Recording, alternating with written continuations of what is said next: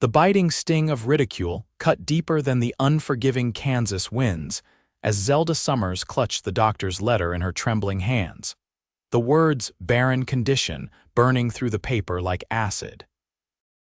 It was 1875, and in the small frontier town of Cottonwood Springs, a woman's worth was often measured by the children she could bear, and at 26, Zelda had just learned she would never bear any.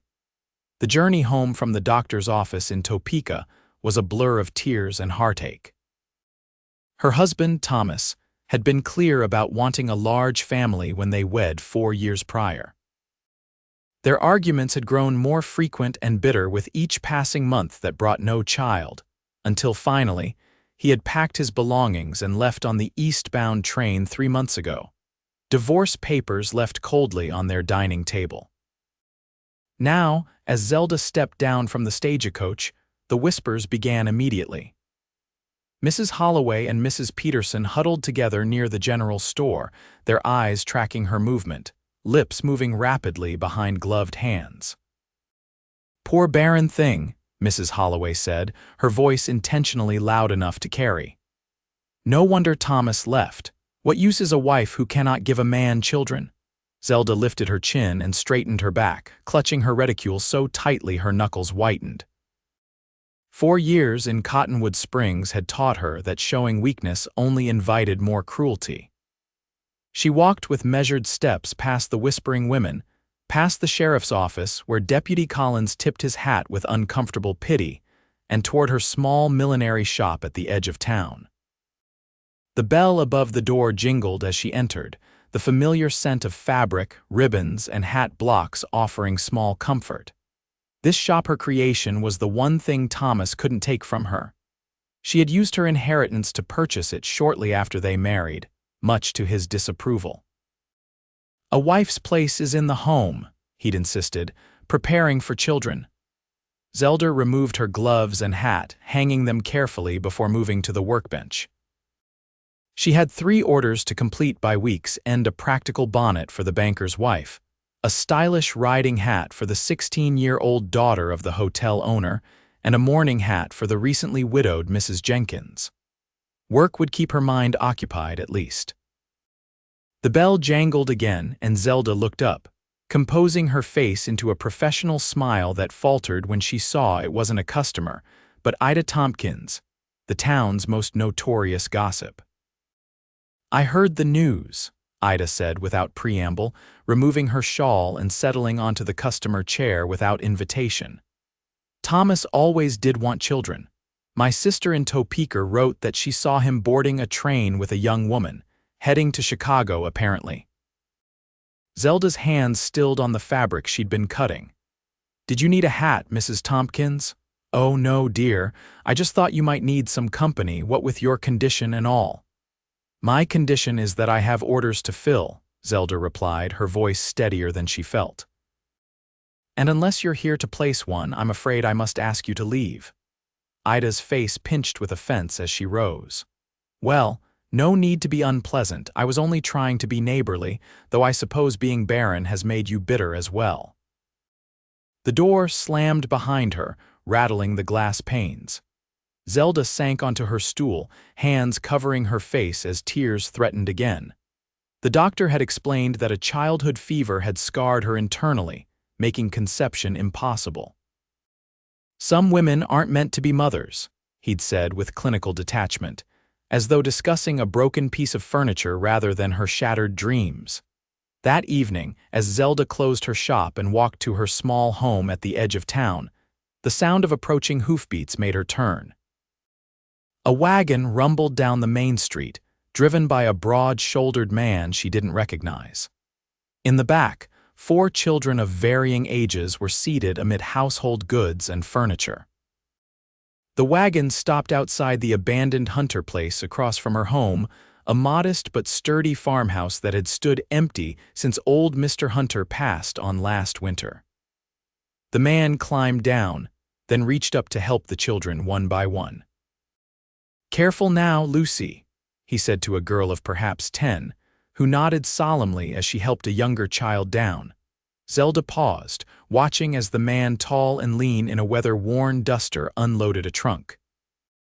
His face was partially obscured by a wide-brimmed hat, but she could see a strong jaw shadowed with several days' growth of beard. The children gathered around him like ducklings, the youngest a boy no more than 4 clinging to his leg. "Papa, I'm hungry," the boy announced. "I know, Jackson." "We'll get some food going soon as we get settled," the man replied, his voice deep and gentle. "Emma, can you take the little ones inside while I unload?" A girl of about 12 nodded, taking the hands of the younger children. "Come on, Jackson, Anna, let's explore our new home." As the children trooped toward the house, the man looked up, noticing Zelda for the first time. He straightened, removing his hat in a gesture of respect. His hair was dark with threads of silver at the temples, and his eyes, Zelda could see even from a distance, were the color of a summer sky. "Evening, madam," he called, offering a nod. "Isaac Reynolds just moved in." Zelda hesitated, then crossed the dusty road. "Zelda Summers, welcome to Cottonwood Springs, Mr. Reynolds." Up close, she could see the weariness etched in his face, the way his shoulders carried an invisible weight. Yet his eyes were kind, crinkling at the corners when he smiled. "Pleased to meet you, Miss Summers." "Mrs." she corrected automatically, then felt a flush of embarrassment, though perhaps not for much longer. Something in her tone must have conveyed her situation, for understanding flickered across his face. "Well, Mrs. Summers, it seems we're to be neighbors. If you'll excuse me, I've got hungry children to feed and a house to set up." "Do you have food?" Zelda asked suddenly, surprising herself. "I have a stew I made this morning, more than enough for one person." Isaac studied her for a moment as though weighing her offer against his pride. Then Jackson reappeared at the door, calling, "Papa, there's no food here," he smiled ruefully. "That's mighty kind of you, Mrs. Summers." "We'd be grateful." The journey from Colorado was longer than expected and our supplies ran low. "I'll bring it over shortly," Zelda said, feeling an unexpected lightness in her chest. "And perhaps some bread if you'd like." 20 minutes later, Zelda found herself seated at the Reynolds scarred oak table, watching as Isaac ladled stew into mismatched bowls for his children. The house was sparsely furnished but clean, with trunks and crates stacked against walls waiting to be unpacked. "Miss Zelda made this stew," Isaac told the children. "So you mind your manners and thank her proper." 4 pairs of eyes, varying shades of blue like their father's, turned to her with curiosity. "Thank you, Miss Zelda," they chorused. "You're very welcome," she replied, warmth spreading through her at their earnest gratitude. "I'm Emma," the oldest girl said.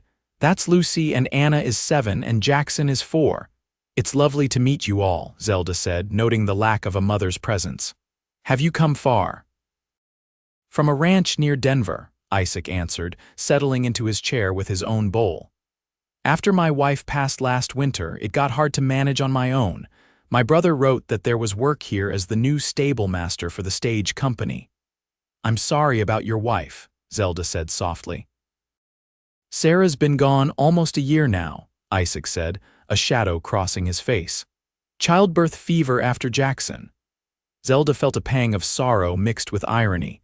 Here she sat, unable to have children, across from a man whose wife had died bringing a 4th child into the world. "Papa's going to build us a bigger house someday," Lucy announced, breaking the moment of silence. "With a room just for us girls. And I'm going to have horses," Jackson added, gravy dripping down his chin. Isaac smiled indulgently at his children, then turned to Zelda. "And what about you, Mrs. Summers? You mentioned you might not be Mrs. much longer." Zelda hesitated, conscious of the children's ears. "My husband has decided to seek his fortune elsewhere," she said carefully. "We're separating." Isaac nodded, seeming to understand what remained unsaid. "I'm sorry to hear it. It's not easy being alone."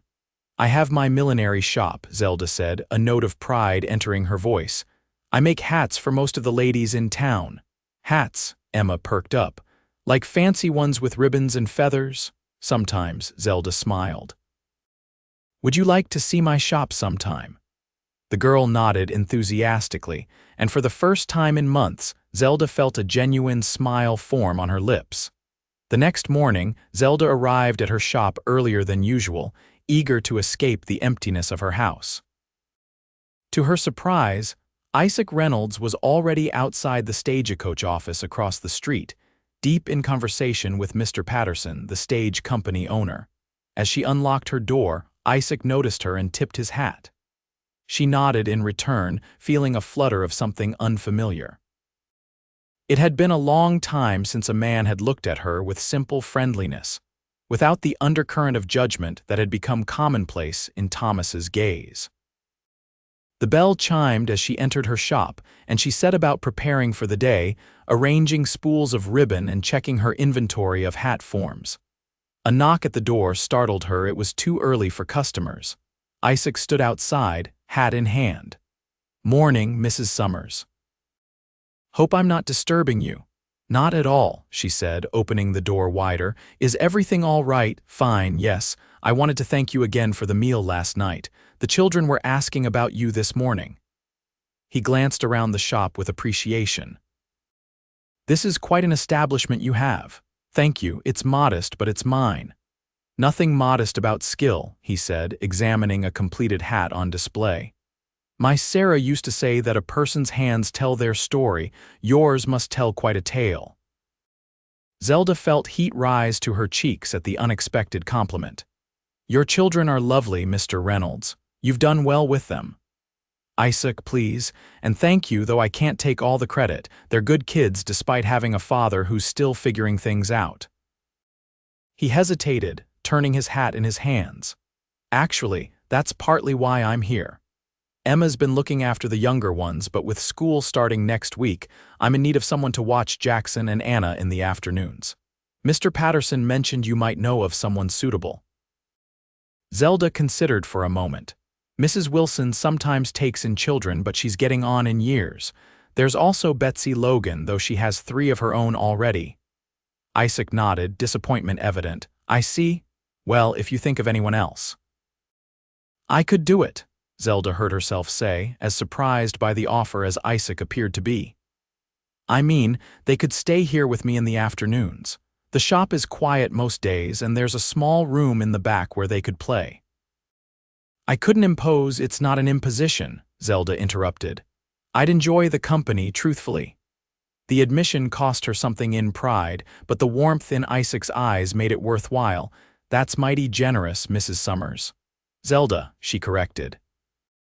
"And it would help us both, I think." And so began an arrangement that quickly became the highlight of Zelda's days. Each afternoon, Anna and Jackson would arrive at the shop, their faces bright with excitement as they shared their morning adventures. Anna proved to have a natural eye for color and loved sorting ribbons, while Jackson was content to build elaborate structures with empty hat boxes in the back room. The townspeople noticed, of course. Whispers followed Zelda as she walked with the children to the confectionery for penny candy, or sat with them on the bench outside her shop watching the world go by. Some were kind Mrs. Logan commenting on how good Zelda was with the Reynolds children. Others were not. "Playing at being a mother," Mrs. Peterson remarked loudly one afternoon as Zelda helped Jackson tie his shoe. "As if watching another woman's children could make up for what she lacks." The words stung, but Zelda found them easier to bear than before. Something had shifted within her, a quiet certainty that her worth wasn't defined by her ability to bear children. Isaac noticed the change in her. "You're smiling more," he commented one evening as he collected the children. Emma and Lucy had joined the afternoon gatherings during school holidays, and the shop rang with laughter and chatter most days. "Your children are good medicine," Zelda replied, handing him Jackson's forgotten cap. "Even on the hardest days." Their hands brushed during the exchange, and neither pulled away immediately. Something unspoken passed between them, a recognition, perhaps, of shared loneliness being slowly mended. As summer turned to autumn, the Reynolds family became fixtures in Zelda's life. Sunday dinners at her house became a tradition, with Isaac contributing game he'd hunted and Zelda teaching Emma and Lucy to bake. The girls confided in her about school troubles and their memories of their mother, while Jackson began calling her Zelda Mama when he was sleepy or in need of comfort. The first time it happened, Isaac had looked startled, then apologetic. "I'm sorry, he shouldn't, it's all right," Zelda had said quickly, though her heart constricted with a bittersweet ache. "I don't mind." The autumn harvest festival arrived with crisp air and golden leaves carpeting the town square. Zelda closed her shop early to help with decorations, pinning bunting across the front of buildings while Isaac and other men raised a dance platform. "You've changed things around here," Violet Parker commented as she handed Zelda another length of bunting. Violet was one of the few women who had always been kind to Zelda, perhaps because as the town's only female physician, she too lived outside convention. "I've just been helping with the Reynolds children," Zelda demurred. "It's more than that," Violet insisted. "You found purpose again, and Isaac Reynolds looks at you like you hung the moon." Zelda nearly dropped her hammer. "Don't be ridiculous, we're friends, nothing more." Violet raised an eyebrow but said nothing further, leaving Zelda to wonder if there was truth to her words. Did Isaac look at her differently? And what about the flutter in her chest whenever he was near, or the way she found herself watching the clock on days he was late collecting the children? That evening, as lanterns were lit and a fiddle struck up a lively tune, Zelda sat with the Reynolds children eating roasted apples drizzled with honey. Isaac had been called away to help with a wagon that had broken down outside town, but had promised to return for the dancing. "Will you dance with Papa?" Anna asked, sticky fingers tugging at Zelda's sleeve. "I don't think," Zelda began, but was interrupted by Jackson's enthusiastic nod. "Papa likes dancing with you, he told Emma so." Emma flushed crimson. "Jackson, that was a secret." Zelda felt heat rise to her own cheeks as Lucy giggled, and Anna continued to plead her case. Before she could respond, a hush fell over the crowd as riders approached the square, Thomas Summers among them. Zelda's heart stuttered. Her husband's soon-to-be ex-husband looked thinner than when she'd last seen him, his once handsome face hardened by months on the road. Behind him rode three men she didn't recognize, their expressions unfriendly. Sheriff Mills stepped forward. "Thomas.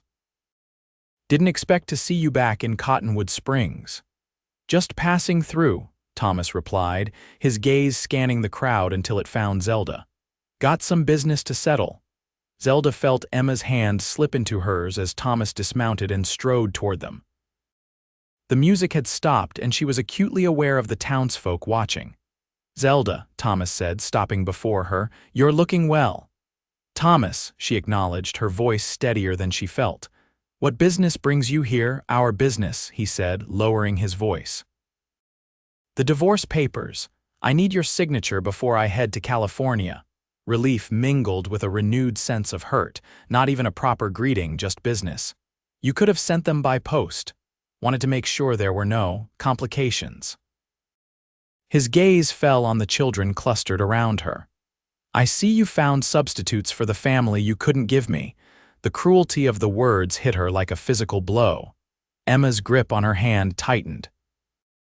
"Don't be mean to Zelda Mama," Jackson said suddenly, his small face fierce with protective indignation. Thomas snorted. "Zelda Mama, that's rich. Playing mother to another man's brats won't change what you are, Zelda. That's enough."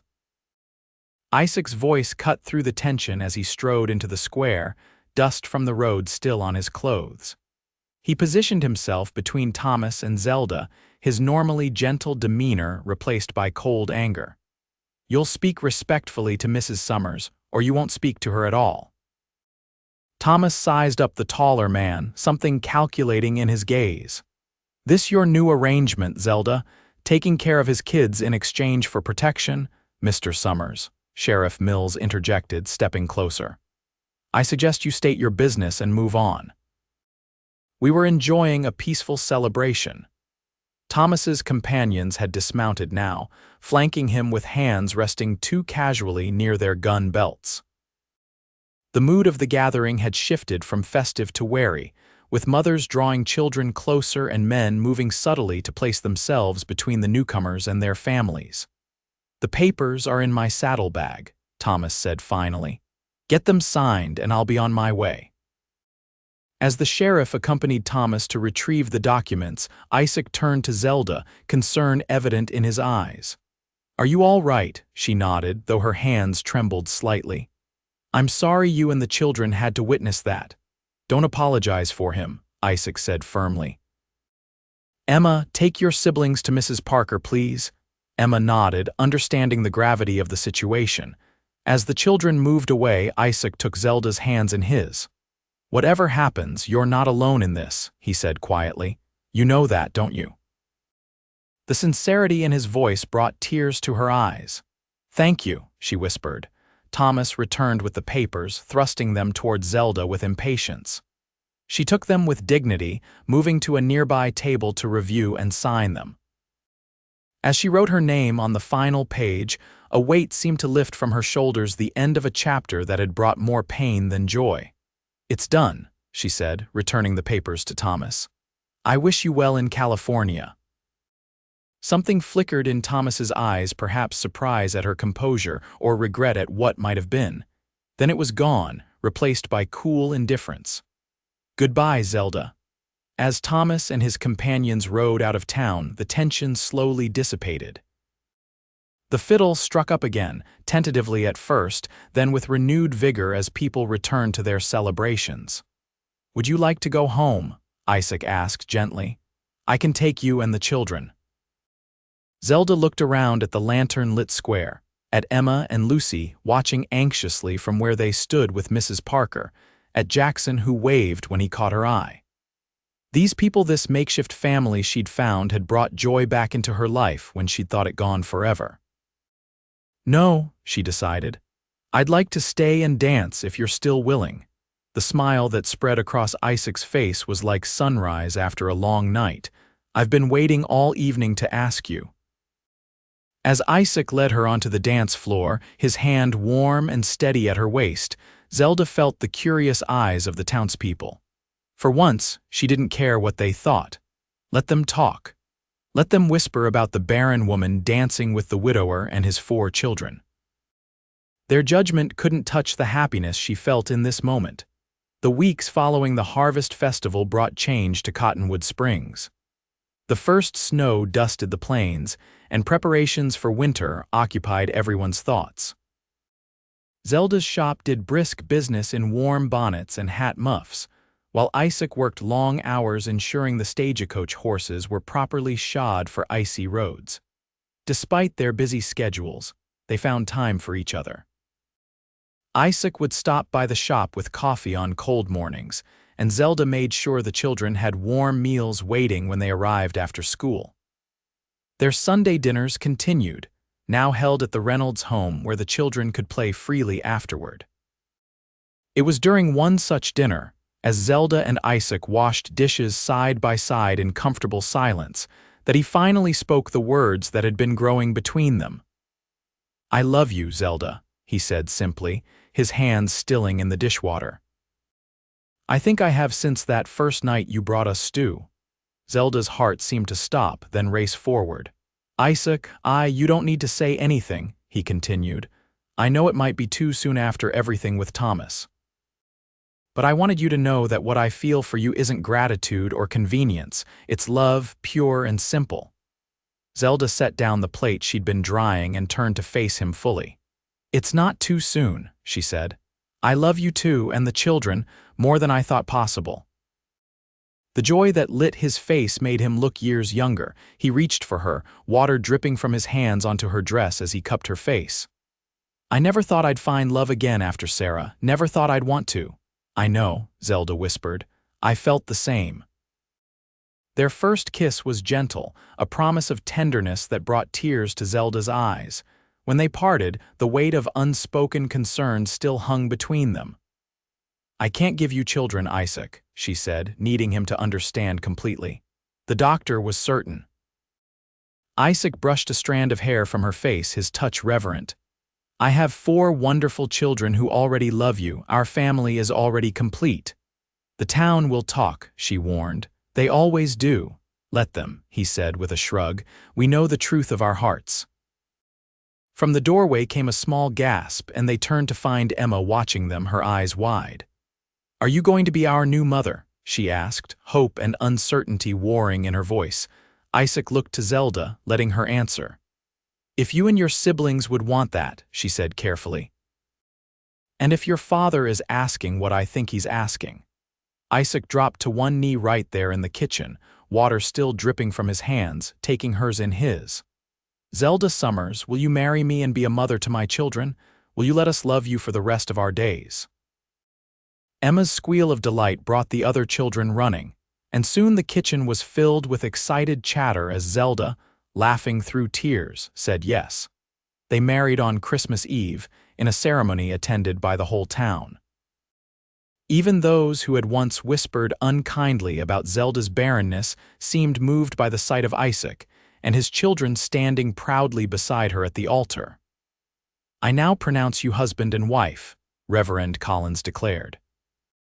And he added with a smile, looking at the children, "I believe I can also pronounce you a family." Jackson, too excited to maintain the solemnity of the occasion, broke free from Emma's grasp and launched himself at Zelda.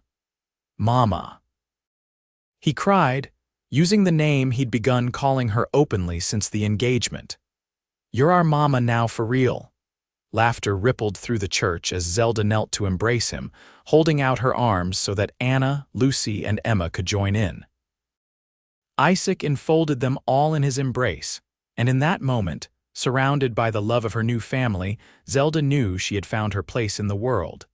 The townsfolk of Cottonwood Springs still whispered, of course. But now they whispered about how the children flourished under Zelda's care, how Isaac Reynolds smiled more than anyone had ever seen, and how the family's home rang with laughter regardless of the season. And if anyone dared mention Zelda's inability to bear children, they were quickly reminded by Violet Parker, or one of the other women who had come to admire Zelda's strength, that motherhood came in many forms. The proof was in the way 4 children called her Mama with voices full of love, in the way she taught them, guided them, and cherished them as fiercely as any mother could. 5 years later, as Zelda stood in the doorway of their expanded home watching Isaac teach Jackson to ride, with Emma preparing for her first teaching position, and Lucy and Anna setting the table for dinner, she reflected on the journey that had brought her here. The pain of her past had not disappeared entirely. There were still moments when an old hurt would surface unexpectedly, but it had been transformed by the love that surrounded her daily. "Mama," Anna called from inside, "come see what we made for you." Zelda turned from the doorway, moving toward the voices of her children, for they were hers in every way that mattered. In this home, with this family, she had found the fulfillment that once seemed impossible. Not despite her inability to bear children, but through the unexpected path that had led her to children who needed a mother's love as much as she needed to give it. And as Isaac caught her eye across the yard, his smile still causing her heart to skip after all these years, she sent up a silent prayer of gratitude for the twisted road that had led her home.